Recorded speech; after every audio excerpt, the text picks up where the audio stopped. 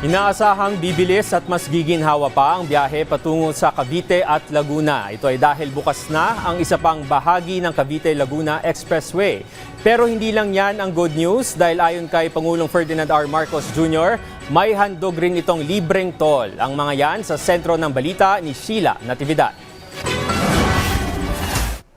Pinangunahan ni Pangulong Ferdinand R. Marcos Jr. ang pagbubukas ng Subsection 3 ng Cavite-Laguna Expressway o CALAX, isang 7.88 km stretch na karagdagang kalsada sa gawing Governor's Drive Interchange sa Cavite. Inaasahang makatutulong ito sa pagpapagaan ng trapiko at pagbilis ng biyahe sa pagitan ng Biñan, Laguna at General Trias City na mula 1 oras ay iiksi na sa humigit kumulang 26 na minutong biyahe. At hindi lang kasi mabibilisan ay dahil ma-relieve din ang traffic.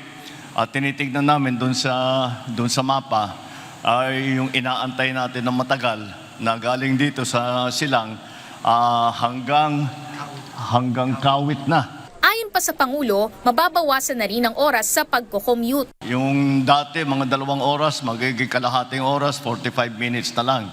At ulit, kahit na nagtatrabaho ka sa Taguig, pwede kang nakatira dito sa Cavite.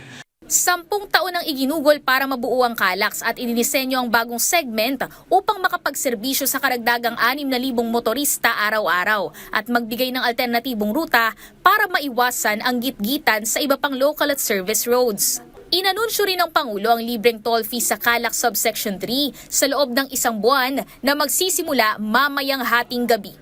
I can announce na mabuksan ito starting 12 midnight tonight and for 1 month, walang muna toll.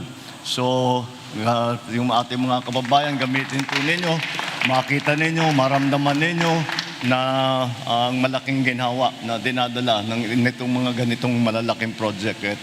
Sa sandaling makumpleto, ang 44.6 km CALAX ay magdurugtong sa Cavitex sa Kawit at SLEX sa Mamplasan na may 8 mahalagang interchanges para sa mas maayos na daluyan ng biyahe at kalakalan.